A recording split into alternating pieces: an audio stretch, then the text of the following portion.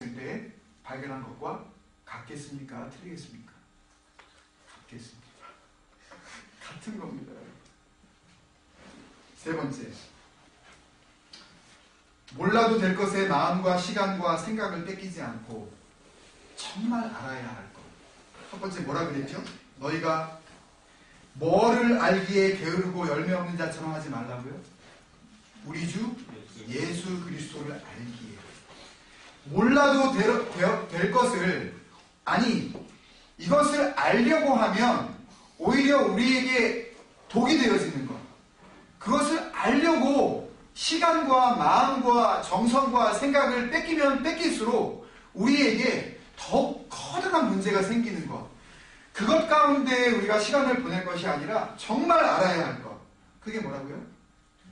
우리 주 예수 그리스도에 대해서 우리의 마음, 우리의 시간, 우리의 생각, 우리의 전 삶을 들여서 집중하는 사람, 그거를 보려고 하는 사람, 그것을 알려고 하는 사람, 신속하게 반응하는 사람.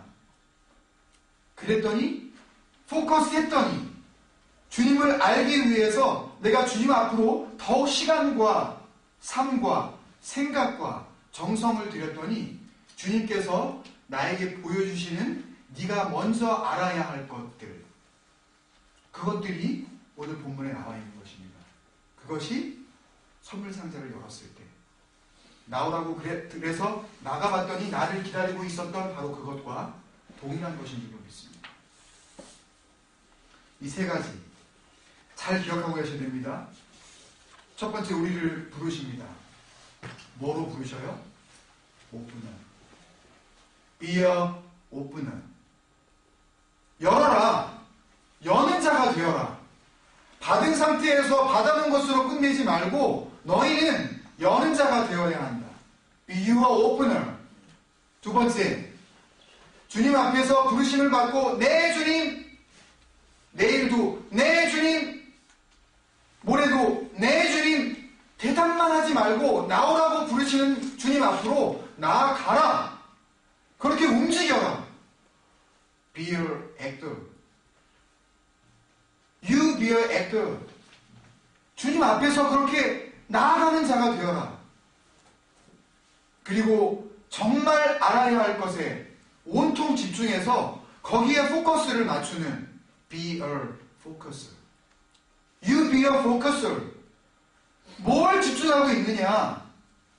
주님께서 그것을 우리에게 알려주시려고 오늘 이 말씀을 주신 줄로 믿습니다. 아멘.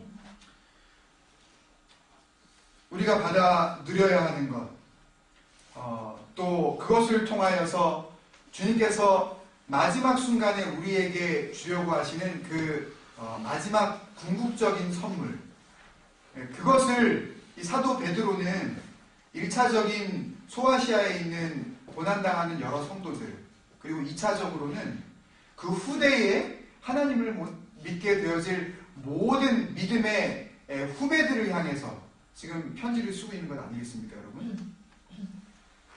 우리의 믿음 바깥으로부터 오는 환난, 네로 황제라는 그런 서슬퍼런 핍박, 그 앞에서 예수를 curious, 주님이라고 고백하는 순간 사자밥이 되는 것은 당연한 것임에도 불구하고 그렇게 살아야 한다라고 그렇게 권면했었던 베드로 전서, 이 문제보다 더 심각하고 더 무서운 문제가 있는데 그게 뭐냐 하면 우리 믿음 안에서 일어난 문제가, 우리 내부에서 일어난 문제가 더 큰 문제다라는 것을 지금 베드로가 이야기하고 있는 것입니다. 진짜 위기가 뭐냐. 10절과 11절에서 단단히 경고하고 있는데요. 10절에 보면 실족이라는 단어가 나옵니다. 결국 이렇게 함으로 말미암아 우리가 실족하지 않게 하려고 베드로는 지금 편지를 쓰고 있는 거예요. 실족하지 않게 하기 위해. 실족이라는 이 헬라 단어 푸타요라는 단어는 영어 단어 fall이라는 단어로 해석이 되어져 있는데 다른 성경에 보면 fail입니다. 주님께서 우리를 보시고 마지막 순간에 받기만 하고 열어보지 않은 자들, 듣기만 하고 나오지 않은 사람들, 알려고 하지 않고 포커스를 엉뚱하게 맞춘 자들에게 내리실 마지막 결론이 뭐예요? You 부타요. You fail. 너 저주야. 너는 나하고 상관없는 자야. 마태복음 25장에 나오는 길 떠나는 주인이 똑같이 달란트를 줍니다. 주인은 재능에 따라서 이 사람한테는 5달란트, 어떤 사람한테는 2달란트, 어떤 사람한테는 1달란트. 우리는 생각합니다. 그래도 줄려면 5개 정도는 줘야지. 뭘 해먹지. 1개 줬으니까 아무것도 안 했지. 라고 생각하시는 분에게 우리가 저지난주에 금요기도회에 나오신 분들에게는 은혜가 있을지어다. 저지난주 금요기도회 통해서 우리가 뭘 알게 됐어요? 달란트가 얼마나 큰 건지 알 수 있었어요. 달란트가 뭐예요? 6,000 데나리온. 원 데나리온이 뭐예요? 네, one day labor예요. 그러면 6,000 데나리온은 며칠의 품삯이에요? 6,000 days labor charge. 그러면 우리 아빠가 나가서 6,000일 동안 일합니다. 하나도 안 썼어요. 고스란히 모인 상태에서 우리에게 1달란트를 만들어서 줍니다. 백개네. 통이 너무 커서 그런가요? 아니면 하려고 하는 사업의 규모가 너무 커서 그런가요?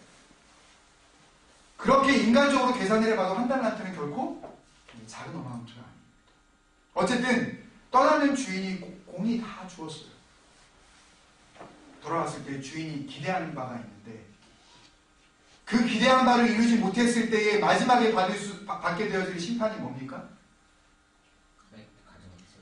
가진 것도 뺏길 뿐더러 바깥 어두운 데로 쫓겨나는, 들어감이 아니라, 넉넉히 들어감이 아니라, 지금 주님께서 이렇게 하면 너희가 rich welcome, receive 할 거다 라고 하시고 주시는 말씀, 이 말씀과 반대로 주셨는데도 불구하고 내가 그것을 갖다가 그대로 열어보지 않고 묻어두는 자, He's not an opener, He was not an opener, He was not an actor, He was not a focuser. 열어보지도 않았어요. 움직이지도 않았어요. 요 믿음 가지고 살기만 하면 난 들어갈 거라고 난 생각을 했던 거예요. 포커스 하지도 않았습니다. 알려고 하지도 않아요. 노력도 없습니다. 힘쓰지도 않아요. 그리고 주님 앞에 내밀어요. 주님, 나에게 주셨던 바로 그 선물. 내가 아무도 모르게 그대로 땅에 보관하고 있다가 고스란히 원형 그대로 주님께 드립니다. 주님께서 뭐라 그래요? 너 잘했다. 너 그렇게 어려운 일을 어떻게 했니? 원형 그대로 보존하는 게 얼마나 힘든데? 칭찬해 주십니까? 이 악하고 뭐라 그래요? 게으른 종. 왜 이 게으르다는 말이 나왔는지 아시겠습니까, 여러분? 아무것도 안 할 때. 그리고 우리에게 주어지는 것은 바깥 어두운 곳, 그쪽으로 쫓겨남이며 그곳에 남아있는 것은 즐거움과 하나님의 잔치가 있는 것이 아니라 뭐만 기다리고 있어요? Weeping and gnashing. 눈물을 흘리고 이를 가르고. 이를 왜 갈까요? 내가 그래도 주님을 위해서 내가 어떻게 살았는데, 내가 드린 헌금이 얼마인데, 내가 그래도 말씀 외운다고 예배 내가 안 빠지고 내가 집사, 내가 장로, 내가 목사, 내가 한다고 내가 다, 아니 어떻게 이럴 수가 있어? 원망하기 때문에 일을 가는 거죠. 이가 보신 분, 누군가를 생각하면서 심적으로 이렇게 일을 갈아보신 분, 한 분도 안 계시니까 도대체 이 감이 뭔지 잘 모르실 거예요. 일을 간다는 것은 정말 누군가를 원망하는 겁니다. 근데 누구를 원망하겠어요? 이 마지막 때에? 하나님 보고 원망하는 거예요. 벌써 하나님과의 관계가 온전치 못하다는 증명을 자기 스스로가 보여주는 것뿐이죠. 바로 그것입니다. 11절에 넉넉히 들어가게 하심이 아니라 바로 그 반대, 바깥 어두운 데로 내쫓김.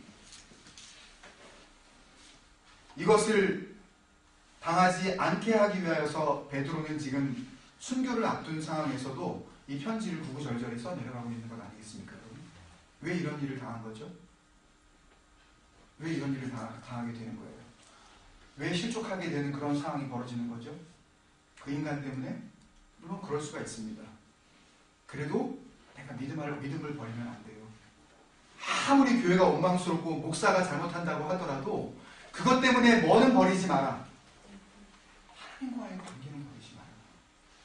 그 믿음은 버리지 마라. 그 선물은 하나님과 여러분의 것이지 저와 여러분의 것이 아니라는 거예요. 그것은 여러분들이 하나님을 바라보면서 지켜야 할 하나님이 여러분 각자에게 주신 귀한 선물이라는 것. 그것을 잊지 마셔야 해요. 어떤 경우에도 그것을 버리시면 안 되는 것입니다, 여러분. 근데 이런 일이 왜 벌어져요?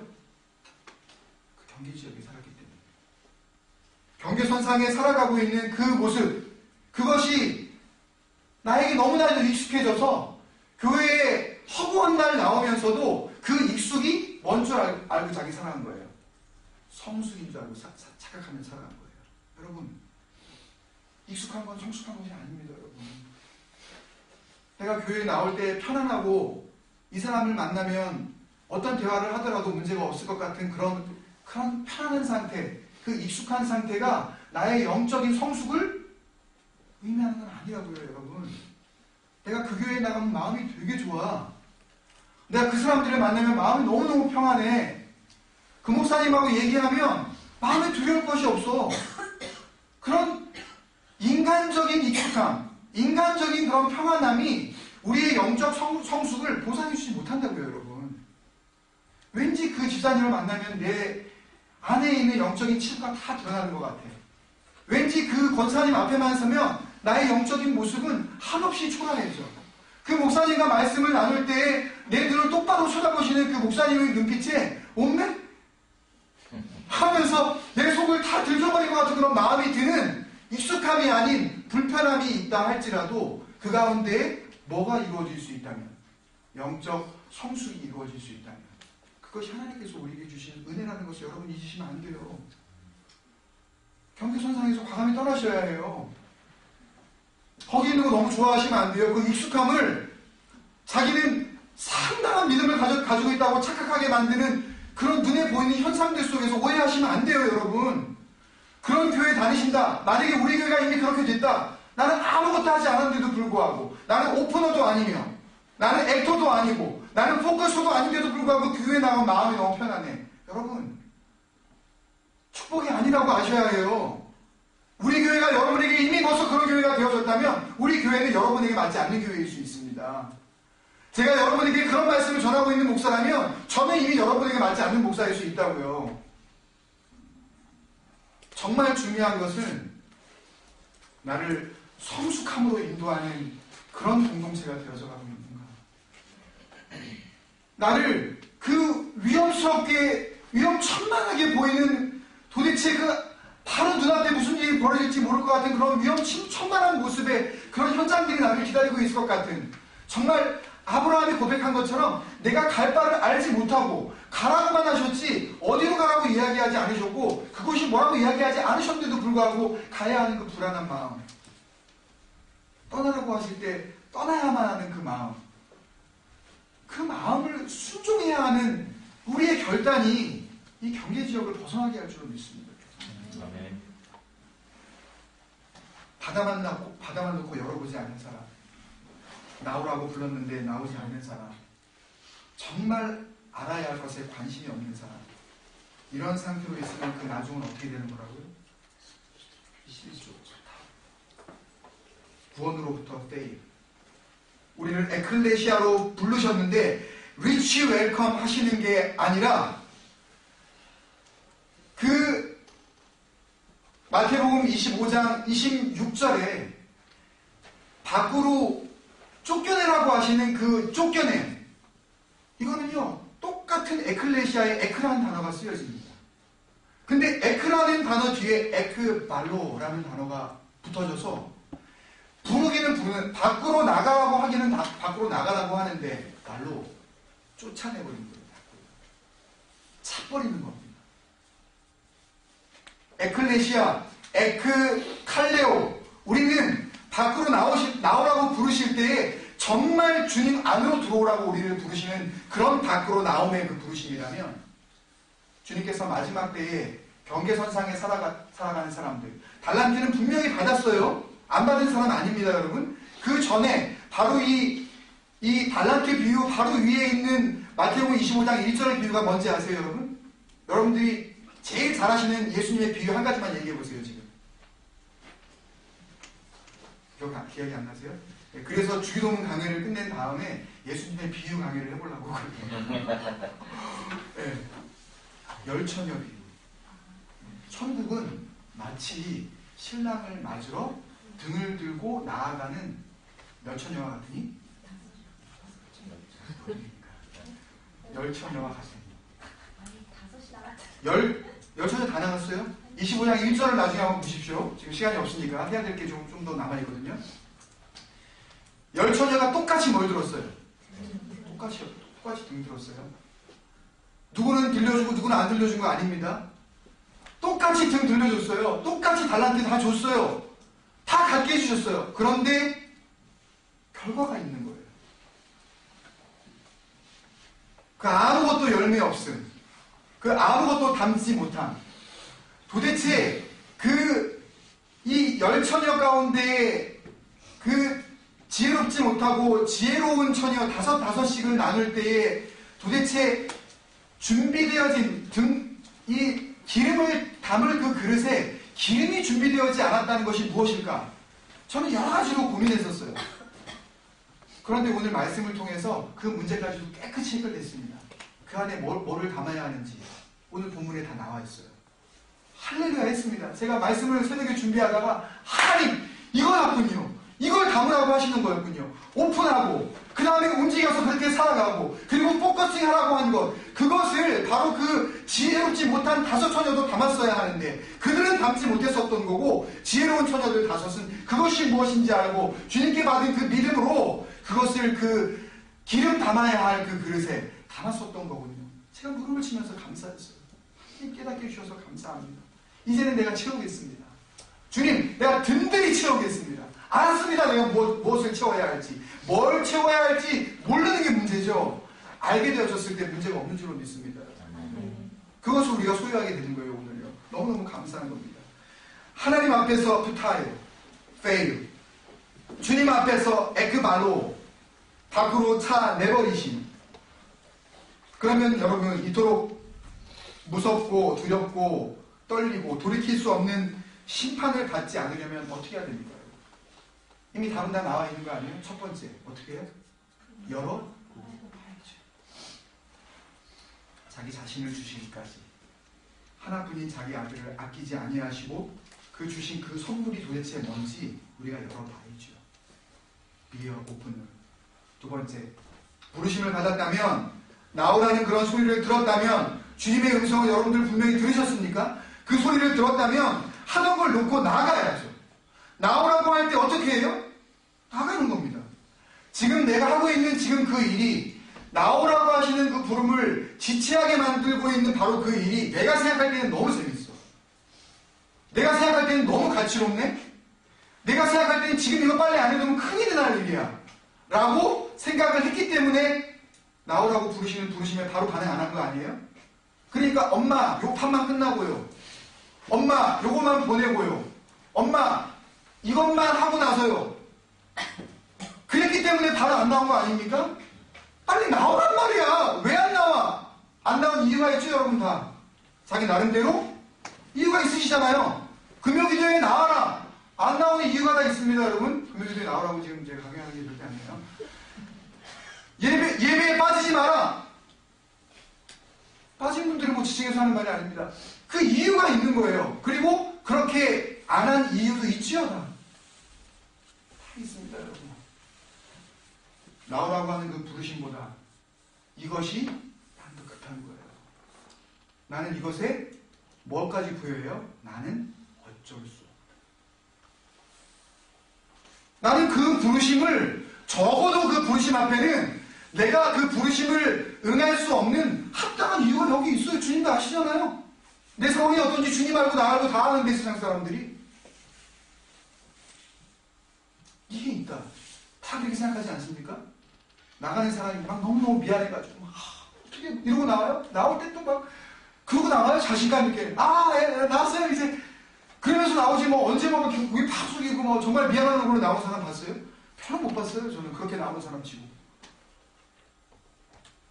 내가 생각하는 나오지 못하게 만드는 그 이유가 주님께서 나오라고 하시는 그 목표, 그 목적, 그 이유, 그 가치보다 더 중요하다 라고 생각하는 그 기준이 우리 안에 있다는 겁니다.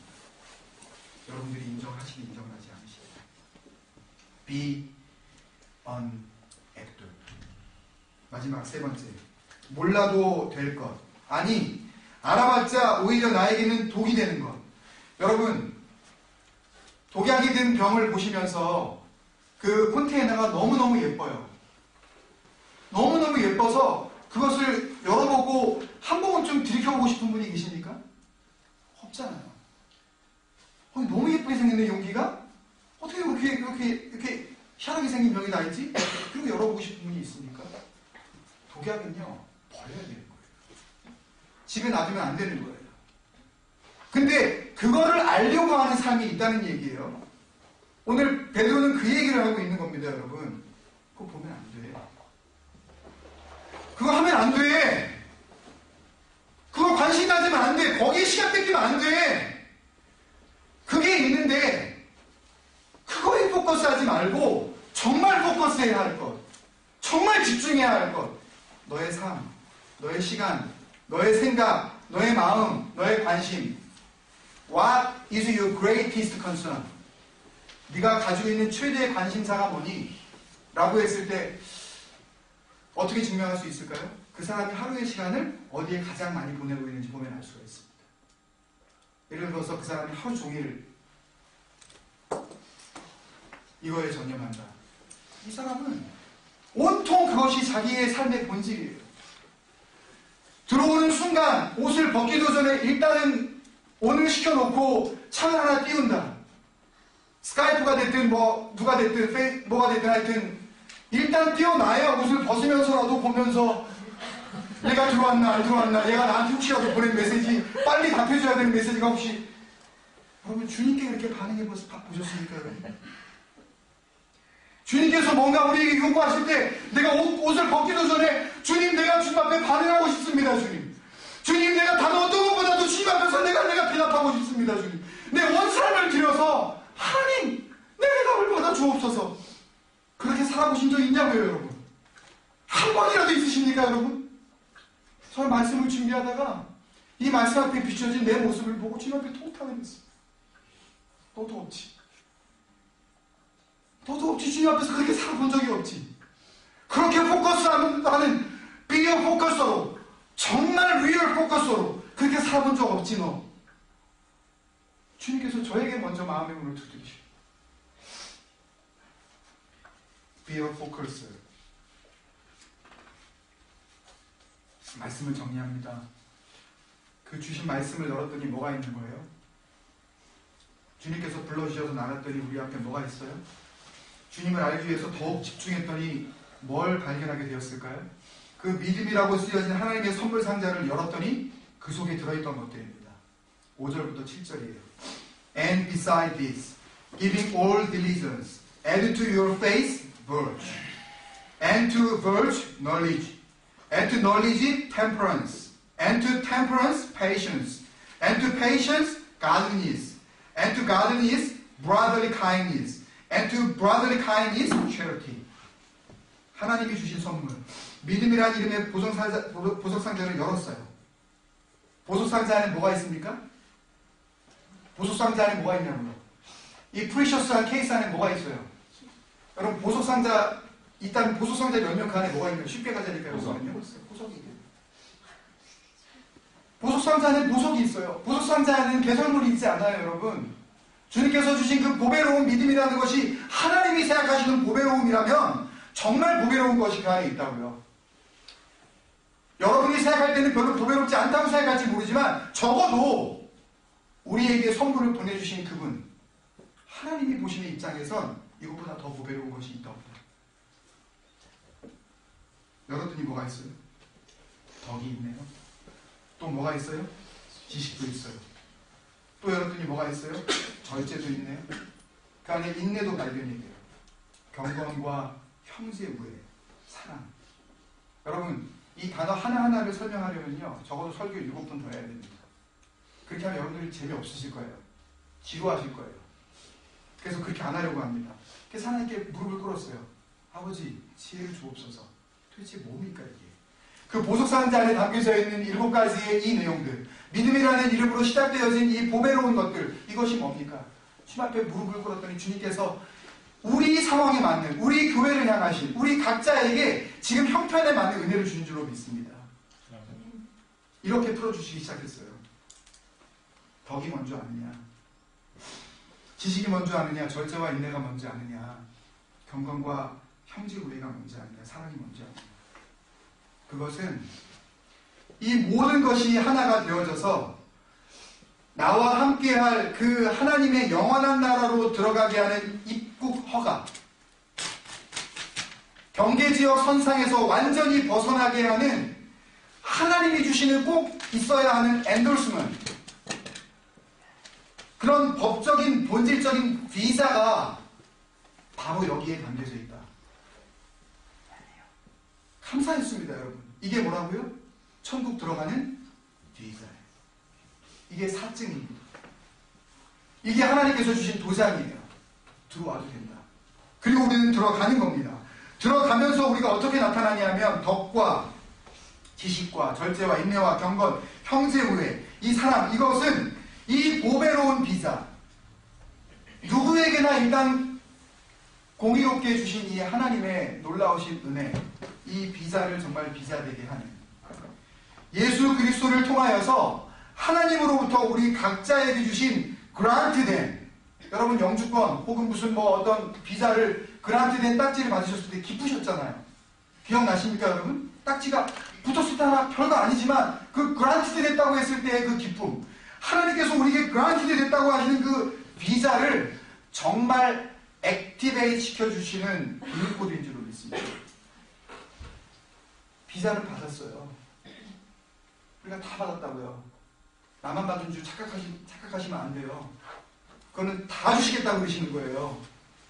전 인류를 향하신, 코스모스라고 부르는 이 온 세상을 향하신 하나님의 공의로우신 사랑이에요. 모든 자에게 주시는 비자예요. 다 주셔요. 예수 그리스도를 통하기만 하면 이 도장 다 받는 겁니다. 나만 뭐 특별한 거 받았다고 그렇게 착각하지 마세요. 다 받는 거예요, 이건요. 그런데 중요한 것은 무엇이냐? 이 비자가 액티베이트 시켜야 됩니다. 이것을 활성화시켜야 돼요. 카드를 받은 다음에 전화하기가 귀찮아도 전화하셔야 돼요, 여러분. 영어로 몇 마디 하면서 그 다음에 1번 누르라고 하고 그 다음에 또 뭐 또 한 다음에 그 다음에 뭐 하면 3번 누르라. 귀찮아도 번호를 눌러줘야 돼요. 그 번호가 뭐라고요? 그 시크릿 코드가 이 다음에 나오는 7가지 코드라고요. 그래서 이것을 주님께서 이렇게 알려주십니다. 덕이 먼저 아니냐? 바로 이 믿음에 대한 너의 태도다. 믿음에 대한 너의 접근 방식이야. 믿음을 대하는 너의 삶의 방식, 표현 방식이야. 두 번째, 지식이 뭔지 아니? 그 믿음에 대한 너의 관심이란다. 너 얼마나 알고 싶니? 그 선물에 대해서 얼마나 깊이 있게 알고 싶어? 인터레스트입니다. 여러분, 뭐에 인터레스팅 하십니까, 여러분? 정말 하나님께서 주신 이 믿음에 대해서 인터레스팅 하시기 전에 다른 것에 인터레스팅 하지 않으시는 삶을 사시기 정말 축원드립니다. 뭐가 재밌으십니까, 여러분? 사는 재미를 어디에서 느끼십니까? 믿음 주신 이 믿음 한 가지만으로도 얼마든지 사는 재미가 느껴지지 않는 분은 온전한 믿음을 소유하지 않은 것이라는 것을 우리 한번 다시 알아야 합니다, 여러분. 믿음 한 가지만으로도 무슨 재미가 있다? 사는 재미가 있다. 여러분, 한 주간 동안 그런 복된 삶을 사시기 바랍니다. 믿음 때문에 사는 재미가 있다. 세 번째, 절제와 인내를 묶어주셨습니다. 절제와 인내가 뭔지 아느냐? self-control, patience, temperance, 이게 뭔지 아느냐? 그 내가 준 그 믿음에 대한 너의 절대적 신뢰다. absolute confidence, unconditional reliance, 조건 없이 어떤 상황에도 흔들리지 않는 그 신뢰. 그게 뭐라고요? 절제와 인내예요. 절제와 그 인내는 뭘 통해서만 이루어질 수 있다? Unconditional reliance. 조건 없이 나를 의지하겠다고 하는 분명한 너의 그 모습을 통하지 않고서는 얻어질 수 없는 거다. 경건과 형제 우애는 또 뭔지 아니? 그거는 그 믿음에 대한 너의 삶의 구체적인 적용이야. Practical application. 그 믿음, 그 귀한 선물을 받았다면 너 어떻게 살아갈래? 삶에서 어떻게 보여줄래? 그것이 뭐라고요? 경건해져. 그리고 brotherly kindness. 다른 모든 사람들을 생각할 때 정말 주 안에서 형제 된 자로 그렇게 내가 대할 수 있는 삶의 적용입니다. 그렇다면 마지막으로 사랑은 뭘까요? 하나님 아버지께서 자기 아들을, 그 아들의 생명을 담보로 해서 나에게 주신 그 보배로운 선물, 그 선물의 담보는 누구예요? 예수 그리스도예요. 그 선물을 주기 위해서 하나님은 뭘 지불하셨어요? 자기 아들의 피값을 지불하신 겁니다. 이런 선물 받아보신 적 있나요? 누군가의 피값을 대신할 만한 선물을 받아보신 적 있어요? 우리가 받아들인 그 믿음이라는 선물이 얼마나 무거운 선물인지 아십니까, 여러분? 그분은 그분의 아들을 거신 겁니다. 우리를 바라보시면서 이런 위험한 배팅이